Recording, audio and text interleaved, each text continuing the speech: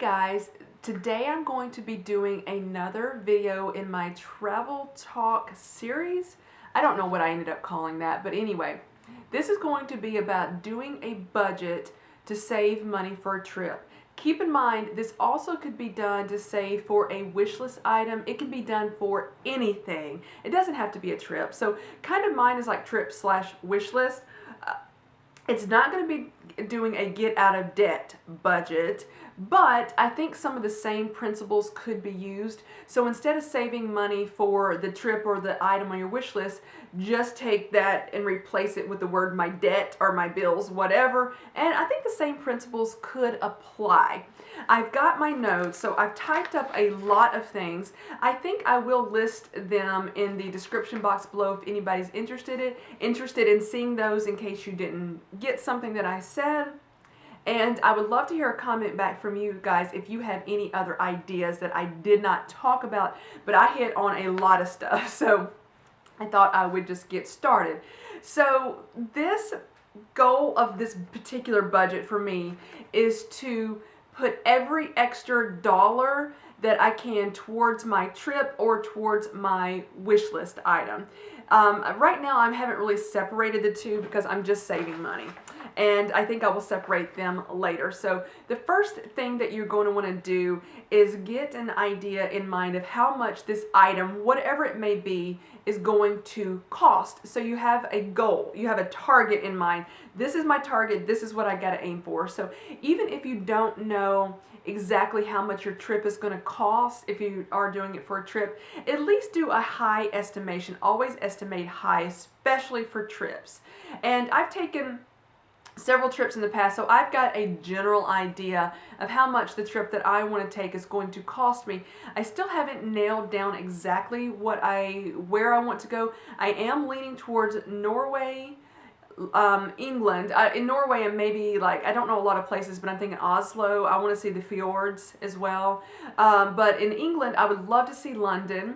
And I would also love to go to Paris as well. So those are like 1, 2, and 3. I haven't completely decided, and I may end up changing it later, but that's what my target is. And then I also have some items on my wish list that I want to get as well. So let's get started. So the first thing, I know this is going to be aggravating, but I will never remember all these if I don't have my notes. The first thing that you're going to want to do is to do a monthly budget, or if you get paid bi-monthly, do it in like 2-week increments or from one payday to the next. I hope that makes sense. So you're going to want to start a budget. So get a piece of paper or a notebook, a pen or a pencil, something, and start writing. If you want to do it in Excel, go for that. I just love writing it down. I don't know why that is, but I just get some thrill about writing it down myself. So I prefer a notebook and a pen. And you need a calculator. So I use my iPhone calculator on that. So first thing I do is write down how much income I have coming in. This is the income that is a standard for me, or steady. It's the same income. I will write down any extra that I make from, say, eBay sales, but I don't know how much that's going to be because it varies.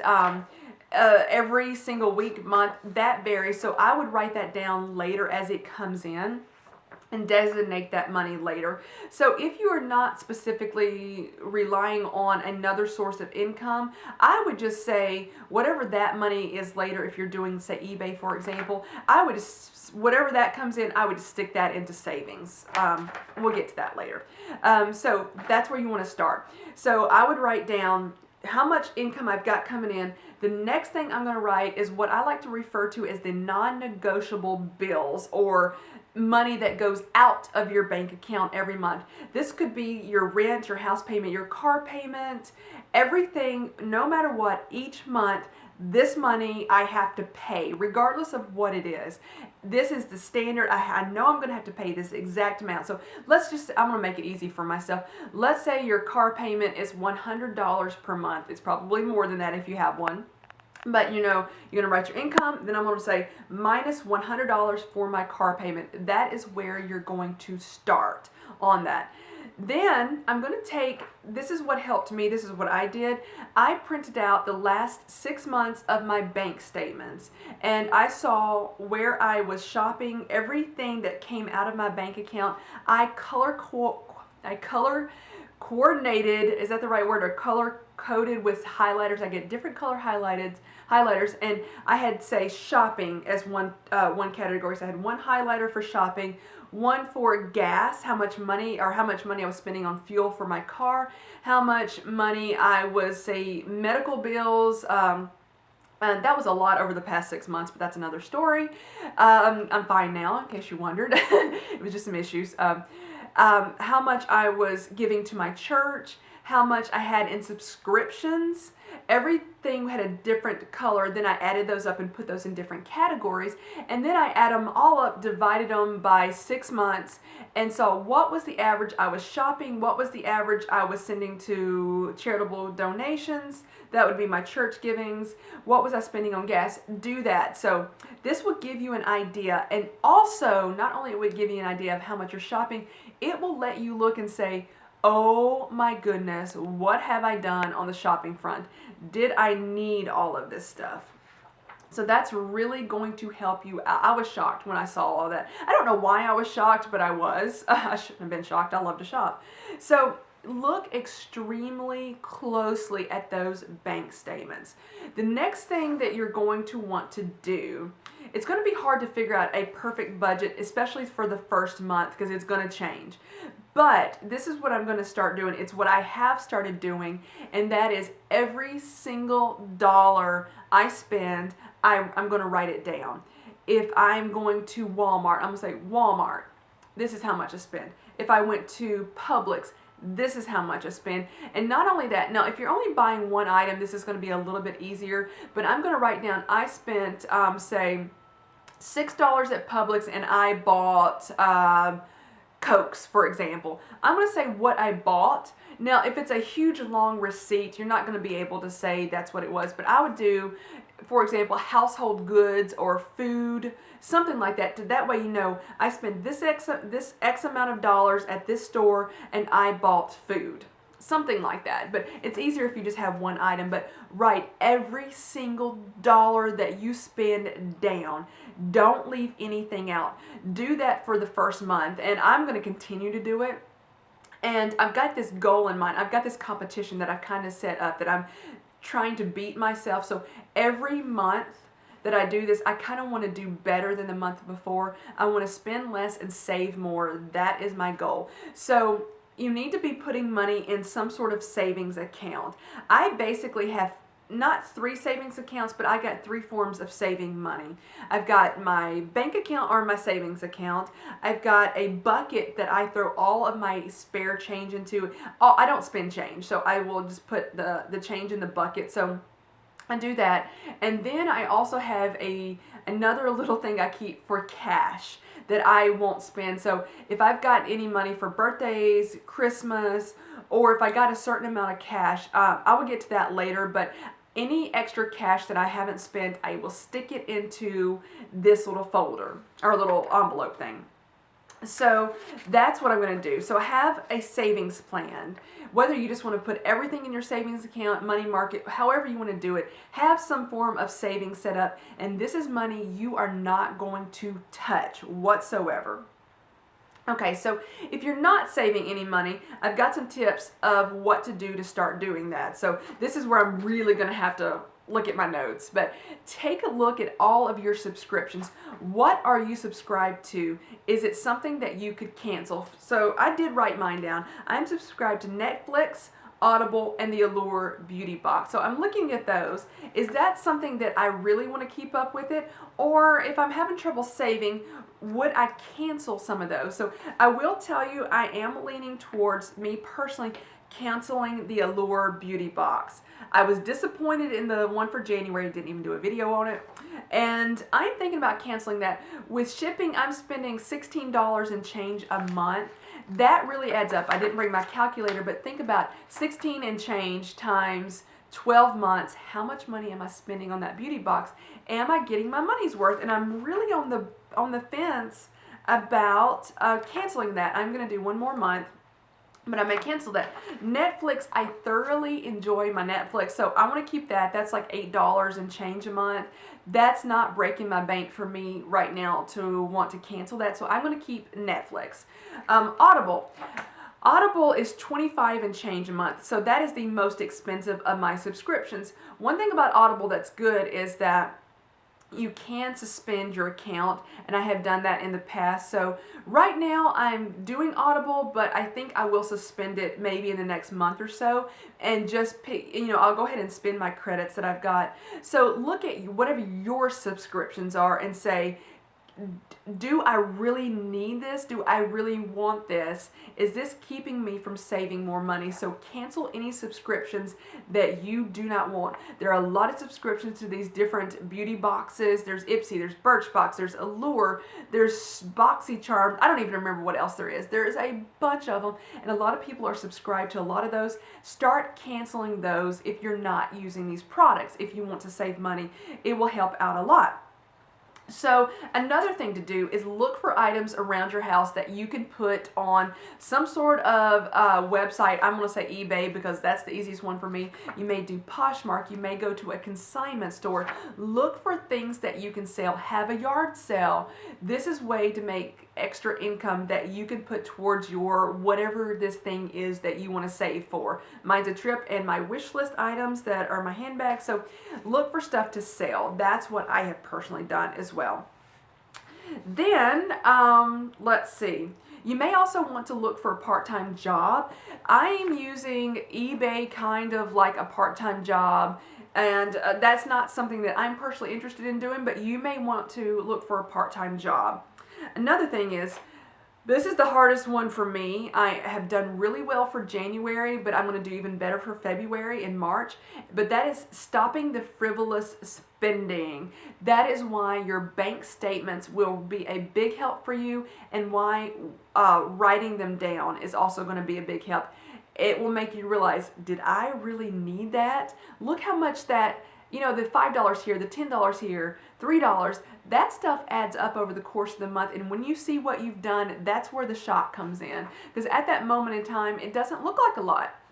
So stop the frivolous spending, or really curb that. That is, I'm pointing at myself on that one. When you go shopping, ask yourself, do I need this item? If I buy it, will I use it, or will it be put in a closet or a drawer and forgotten about? So that is one thing I have to chastise myself. Number one, most of the items I can say I don't need, but I do want them. But I had to go back and think about stuff that I was like, I really, really wanted certain things at a certain time. It's like, oh, I wanted them. And then I go look back 6 months later, I have to tell you, I did not use some of these items, and then it makes you feel so sick when you do that. Think, it may have only been, say, $10, but it's like, that was $10 wasted that I could have put towards something like a really good trip, or a handbag that I wanted. I want a handbag that I would use constantly. So really look at the stuff when you do go shopping and say, really think about it. Then go look around your room or wherever you got your stuff stored and say, when was the last time that I used this? Have I used this? How much did this cost? Really, really take note of that. Another thing is, if you eat out a lot, whether it be lunch or supper, dinner, or whatever you want to call it, stop doing this and start taking your food, taking your lunch either to work or to school, wherever you're going. Take your lunch. It is a lot cheaper to take your food than it is to go out and pay for it. And a lot of times it's a lot healthier. So start doing that. Also though, this is just one thought I had. You don't have to do it. This is different tips. But if you are ordering lunch, say with your coworkers or with your schoolmates, see if somebody wants to split a meal and split the cost. A lot of times those meals are so huge, especially in the United States. We have huge portions. Split that portion and split the cost. So that's another way to save if you do go out to eat. Just a thought about that. Or save half your meal, eat it, one for lunch and one for supper. Just a thought right there. Another thing is to save on gas. How much driving are you doing? This is not going to apply to some people who don't drive anywhere, but are you just making extra trips because you're bored and you wanted to get out of the house? Or do you go somewhere and you go, oh shoot, I forgot to pick something up, or I forgot to go to this place. Make all your trips at once and stop the extra running around that's just constantly going back and forth. Try to write yourself a list and say, I need to do this stop, and this stop. And then on that list, every stop that you need to make, write down what you need to do with that stop and just follow that. That way it will help you curb those frivolous trips. I don't know if I should use that word, but let's say extra trips that you're making. So that will help you save on gas. And if you have to be out anyway, say, hey, I have to be out, so I'm going to do this other thing. I don't necessarily have to do it right now, but I'm going to go ahead and do that so I don't have to make an extra trip because I'm going to be out anyway. So try to cut back on your driving around. Thank goodness, though, gas has gotten cheaper. That has really helped me out a lot. Let's see, I already talked about that. Use coupons when you go shopping and even eating out. Try to find a discount somewhere. This will help you save money. So that is a good tip right there that I would say use for anybody that has the ability to use coupons, is definitely use those. Another thing, if you are going to shop, see if you can shop online. Here's the things that it will help you out. Look for free shipping. Look for stores that use eBay. So here's one thing that it could help you out. Number one, you don't have to drive to go get it. So that's going to save you gas money. If you use eBay, you're going to get paid to shop. So you're saving on gas. You're saving on just from not going. And you're making money to shop. But make sure that since you've cut back on your shopping, that this is items that you need. Do it if it's free shipping, and use eBay. So that's one thing. Another thing that has really helped me is unsubscribing from a lot of these retail store sites, because they will, from their emails. So they will send you an email and you get so tempted, you'll look at that email and go, ooh, I really want that. Whatever that is, I want it, and I have to have it right now. If it's out of sight, it's out of mind. Unsubscribe from those retail store emails. That will help out a lot. And then another thing is to start using a cash system. Get yourself an X number of dollars. Say, I generally spend this amount every pay period, say in my eating out or whatever I'm doing. Use cash. And I have to tell you, sorry, there's hair in my way. I have to tell you, for me personally, it is harder to let go of that cash than it is to swipe my card. It's so easy to swipe that card. I don't feel any pain from it. I do feel pain, not really physical pain, but I do feel discomfort. It's like I don't want to let go of that cash. It's harder for me to spend. So if you use a cash system, you will be much more choosy in what you choose to buy. So that's one thing I did. I got an X number of dollars out of my bank account for this specific period of time. I'm doing mine from one pay period to the next, and I'm going to be doing that for any food that I choose to eat out on, any shopping that I want to do. I've also set myself up a no buy for the month of February. No buy, no fashion, no clothing, no shoes, no handbags, nothing like that. And I am really trying to curb my shopping. So use cash. Save all your loose change. I've already talked about that. If you can carpool with anybody, whether it's going to school or going to work, split the cost of gas and do a carpool. That could save you money, wear and tear in your car and in gas. Go to the library. If you like to read, check them out of the library instead of buying books. That's something I need to do as well, is to do the library. And you can also have them through Overdrive. If you have access to Overdrive, you can download them on an iPad or an iPod. Look for 3 free things to do in your city. So entertainment, look for free entertainment. So try to save money there. Look at your entertainment budget. I will tell you, for me, my entertainment budget is not that big because I just don't like to spend money on certain things. Shopping for me is entertainment, so that's kind of my entertainment budget. But look for free things to do or stuff that's really inexpensive. Let's see here. I mentioned cooking, eating out. Start cooking your own meals. You'll save money there. Let me see. Oh, if you do use the cash system, I know I'm jumping around. Whatever you set up, so let's just say, for example, you allow yourself to have $100 for 2 weeks, and this money is going to be for your lunches. It's going to be for gas, whatever. I don't know, whatever you want it to be for. Whatever you have left over at the end of that 2-week period, take that cash, stick it in another envelope, and save that. That way, when your next payday rolls around, get yourself another $100. And whatever you have left, put that. My camera just cut me off. So I was talking about save that cash. That's where I have another savings of cash that I don't spend. So, so a goal that I do with myself, or challenges, if I give myself $100 for 2 weeks, I am going to try to do everything possible to have as much of that left as I can at the end of 2 weeks. It's just this game that I play with myself. That's entertainment for me right there. Let's see. I'm almost finished.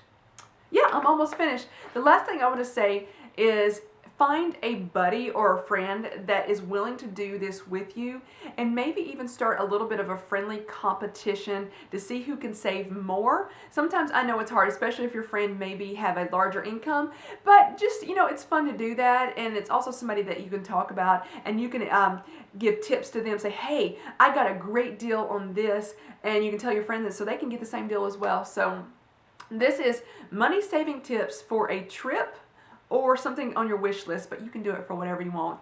Thank you guys so much for watching. I really appreciate it. Bye, everybody.